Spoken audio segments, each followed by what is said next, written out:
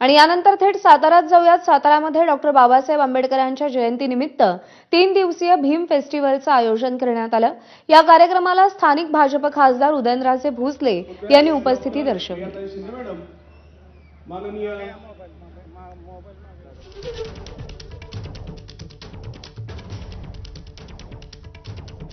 तसं पाहायला गेलं तर त्यांची सुरुवात जे माझ्या वाचनात आहे ते नेहमी तिथं वरती शिवाजी महाराजांचं नाव लिहायचे त्यांच्या लेटरहेडवरती आणि तिथून सुरुवात करायची।